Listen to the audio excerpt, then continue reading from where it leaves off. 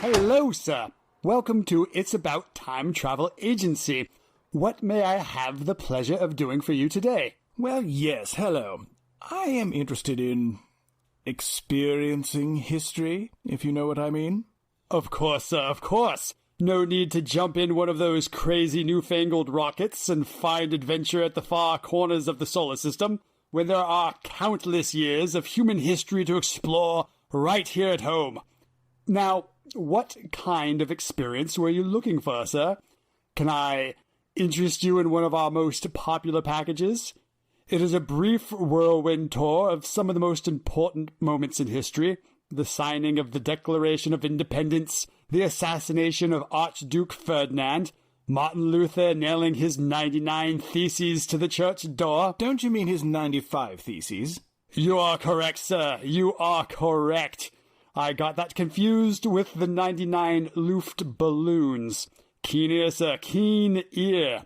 My point is, we'll send you to a number of these key moments in history, then round it off with your choice of dinner at either the Last Supper or the 10-course extravaganza feast preceding the sinking of the Titanic, and then take in a performance of an opening night Shakespeare play at the original Globe Theatre. Tempting, but I'm looking for something a little more hands-on, if you will. Say no more, sir, say no more. How would you like to hike to the summit of Everest with Sir Edmund Hillary, top of the world, sir? Yes, very enticing, but it doesn't necessarily arouse my interests, if you catch my drift. Arouse your interests? Well, sir, I definitely want to help you find the best timecation to suit your interests. That's a little insider term that we use around here. We find it fun to combine time travel and vacation.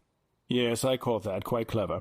Now, if we could find something suited to my arousal... Yes, my apologies, sir. What specific interests do you have in mind? What do you have in the way of an Epicurean experience? Epicurean, sir? Yes, Epicurean, based on the ancient Greek philosopher Epicurus' notion that pursuing pleasure was the greatest good in life. Oh, I see, sir. Are you looking for some historical hijinks? Looking to get amorous in the annals? Maybe a little body in the bygone? Eh, sir? Eh, sir? Yes. Say no more, sir. Say no more. It will be my pleasure to help you get your interests aroused, as you say.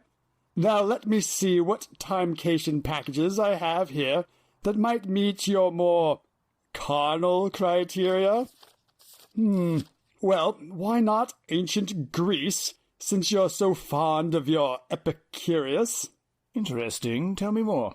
Well, sir, possibly our Olympic package. Picture it, sir.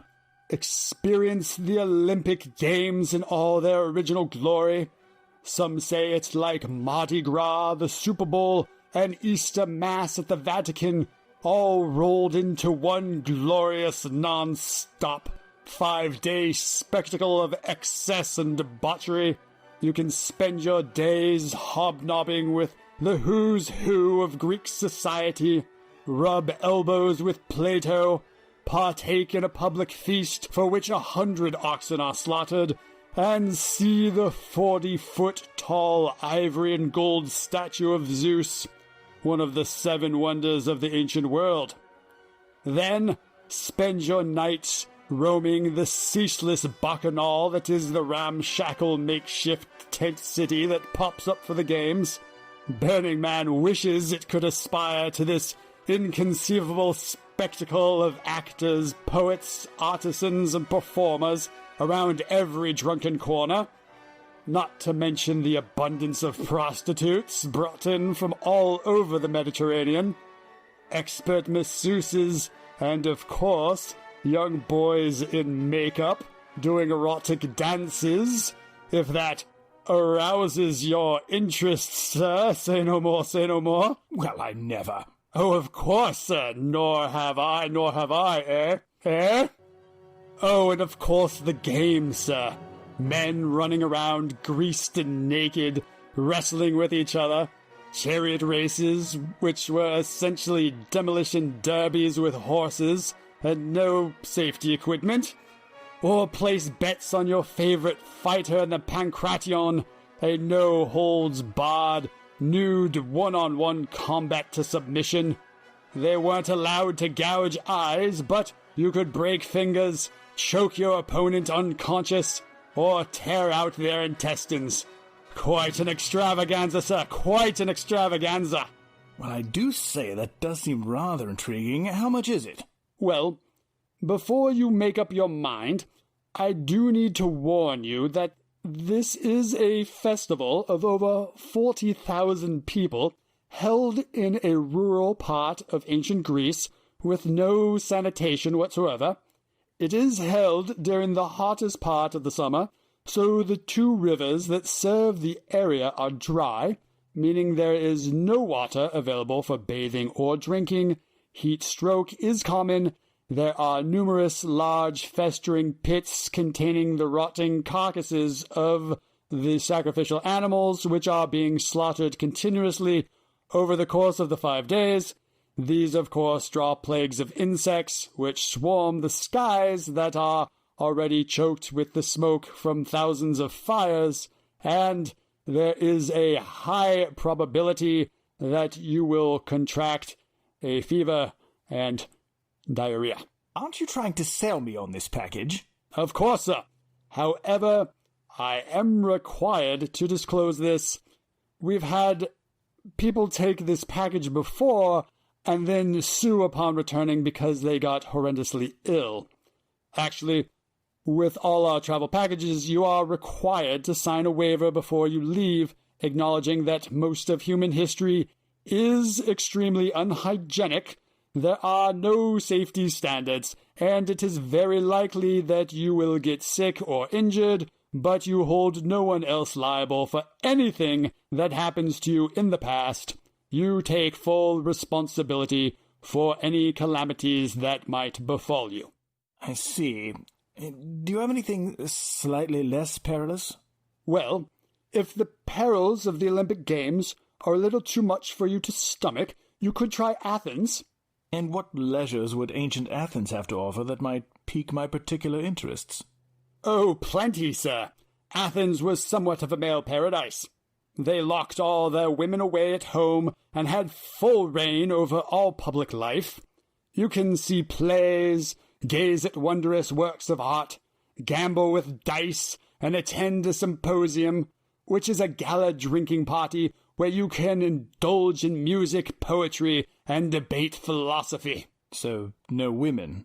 Oh, hardly, sir. All the wives and daughters were hidden away from public eye, locked up like the property they were. But the city was teeming with pornai. Pornai? Prostitutes, sir. The common prostitutes were called pornai. It basically translates to buyable woman. Interestingly, it's the basis for the word pornography. Or, if you prefer snails, there were plenty of pornois, sir. Oysters are very fine, thank you. Of course, sir, say no more, eh? Well, my point is that there is plenty of everything to be had. In fact, prostitution is regulated by the state. State-run brothels are taxed to build temples. Only thing you might have a hard time finding is fellatio, sir. Why's that? Oh, the Greeks found it to be degrading. If that's something you're looking for, you'd be better off on Lesbos.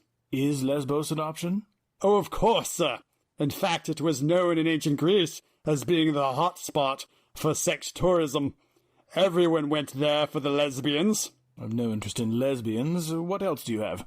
You misunderstand, sir. everyone from Lesbos is a lesbian.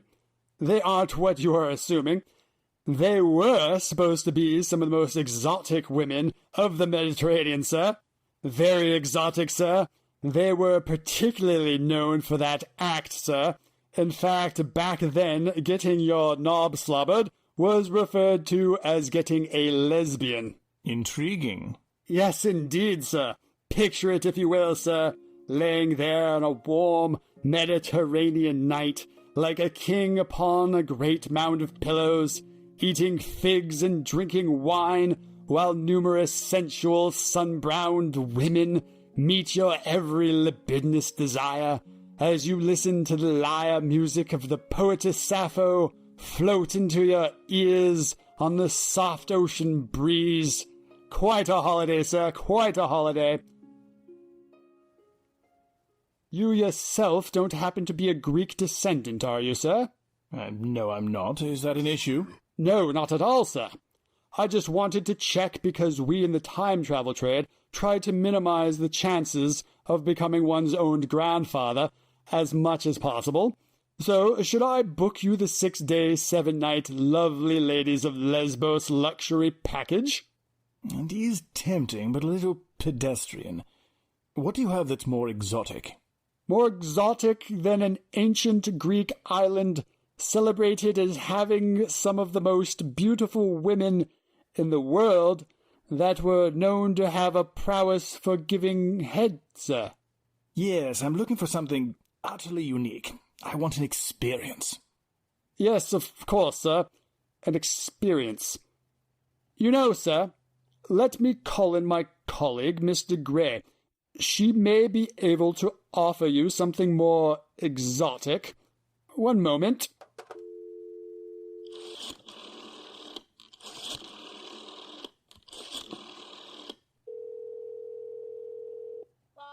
Yes, hello, Mr. Gray. Sorry to bother you. I was hoping you could help me out front. I have a customer here that is looking for something exotic. Yes, I offered him that. Yes, that as well. No, oysters only. Uh-huh. That was the last thing I offered. Called it pedestrian. Okay, thank you very much. She'll be right out. Just a moment, sir.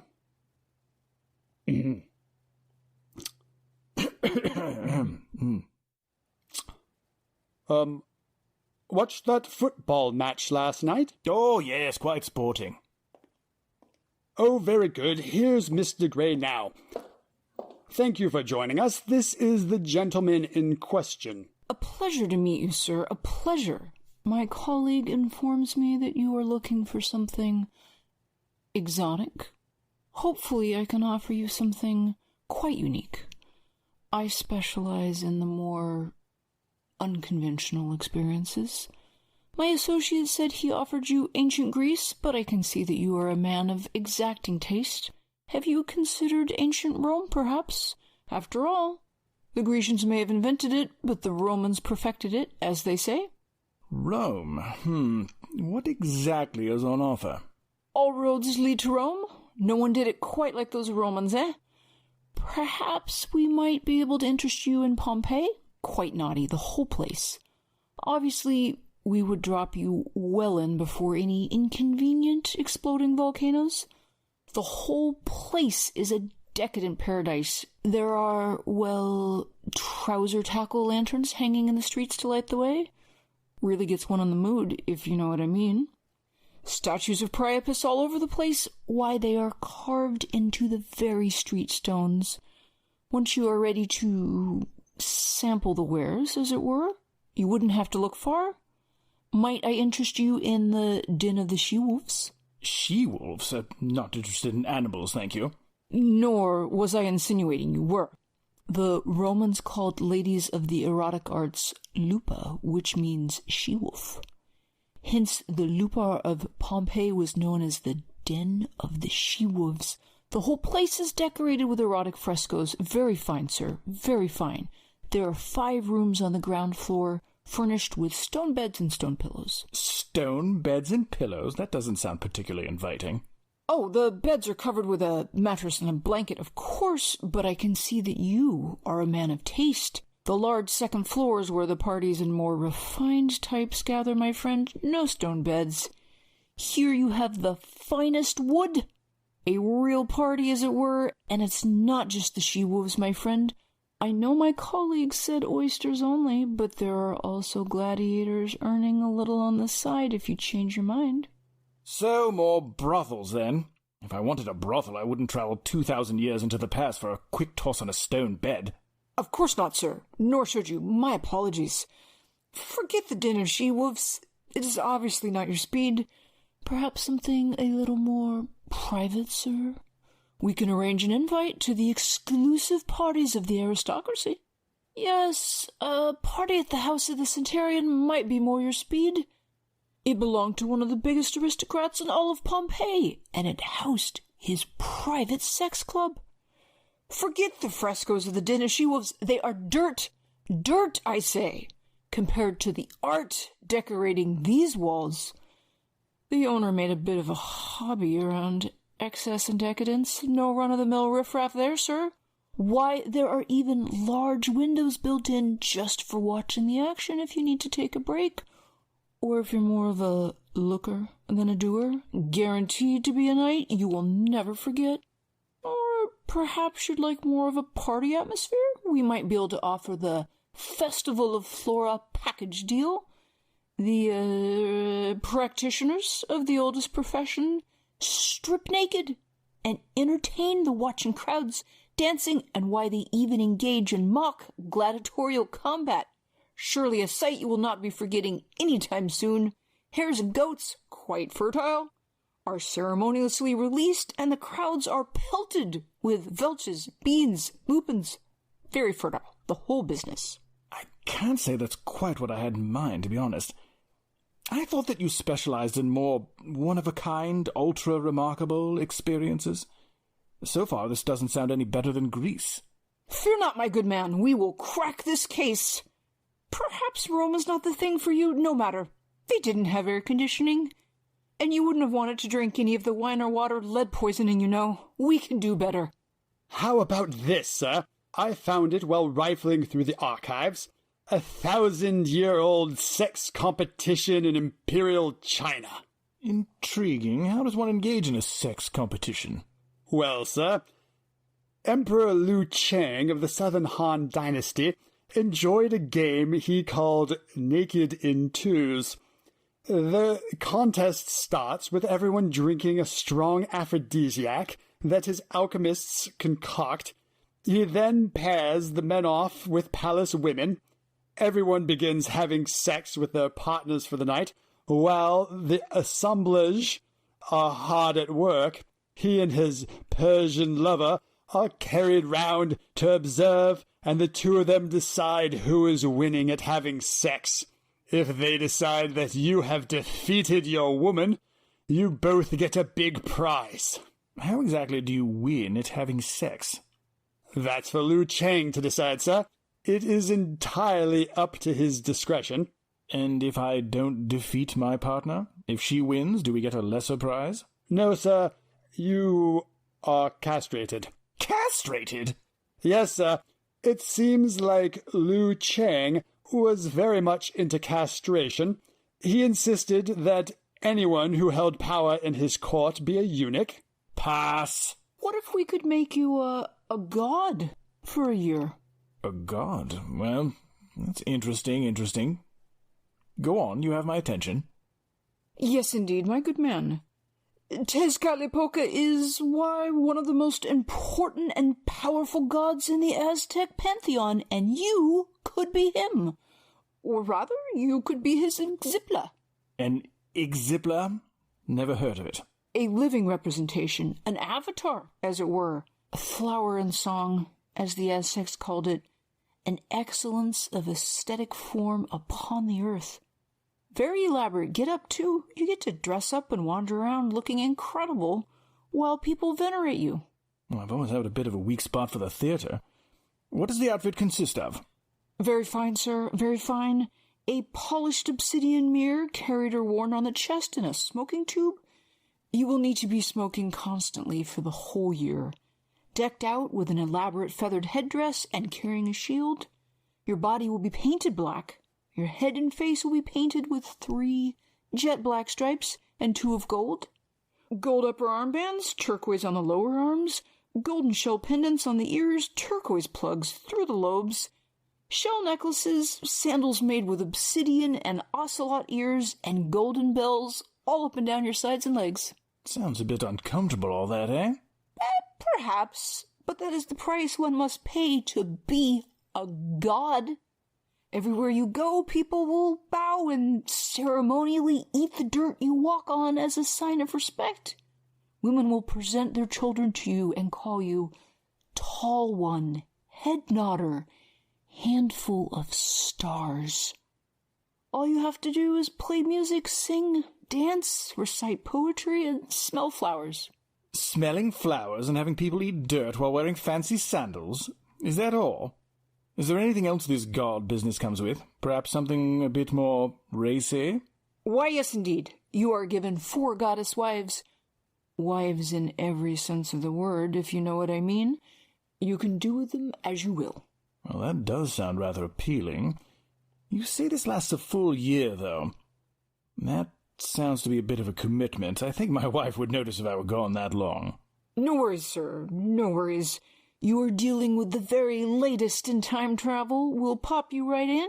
You live as a god for a year, and bring you back with no more than 5 minutes having passed. Have you home before tea, we will. Oh, excellent. One question. Why does it last a whole year? Do they take turns? Yes, in a way, sir. At the end of your 1 year, you're taken to the top of a stone pyramid, laid down, and your heart's cut out. Have my heart cut out? Don't worry, sir. We will extract you before you get your heart removed. Well, I should certainly hope so. You do come highly recommended. All right, you've piqued my interest. I will take the Aztec god for a year.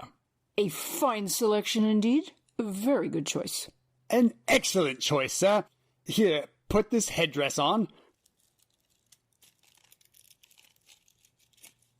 Sign here.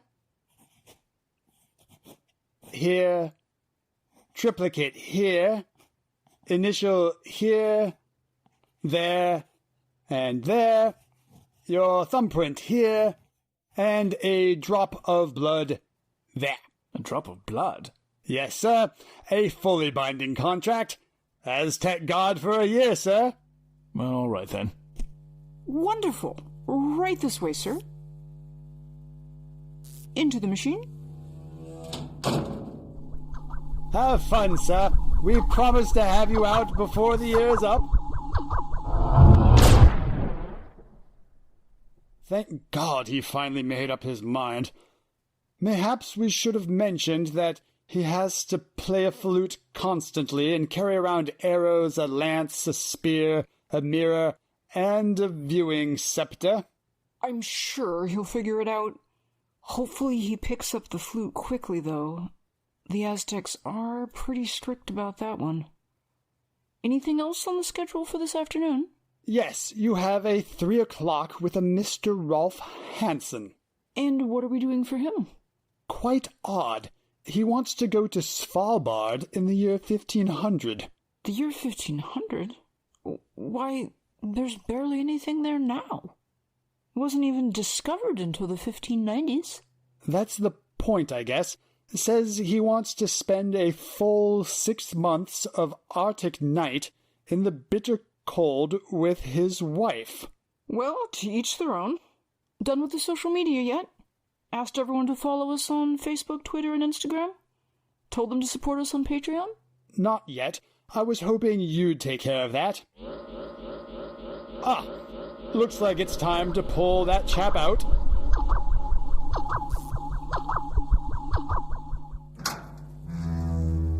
Welcome back, sir.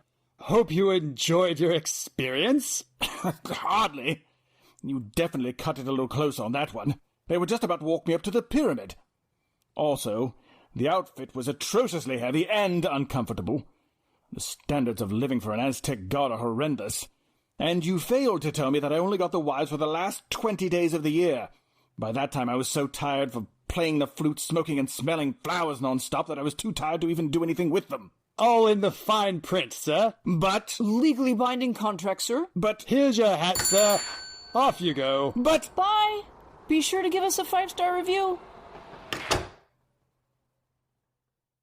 And now a word from our sponsor. Previously on Dirty Talk After Hours. Yeah, you ready for this final volley? I'm ready. All right, let's do it. All right, hunker down. Oh shit, it looks like they're regrouping. What are they doing over there? Oh crap! Incoming! Ah!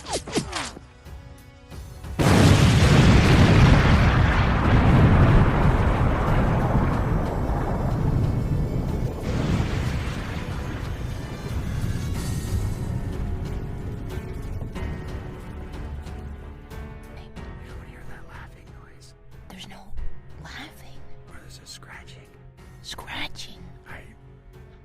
What do you mean scratching? There's nothing scratching. Don't. Wait, I need to get out of here. Are you freaking out, man? Yeah, I can't be in here anymore. Don't freak out. Don't freak out. Stay chill. There's no scratching. Let go of me. I'm not touching you. I'm not touching you. Something's touching. Nothing's touching. You're freaking out, man. All right, let us out. Let Let us out. Let us out of here. Turn a little bit more and take another half step back. Half step. No.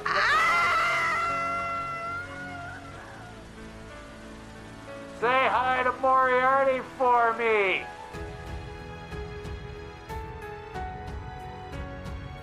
Dirty Talk After Hours. Available exclusively on Patreon every Monday morning.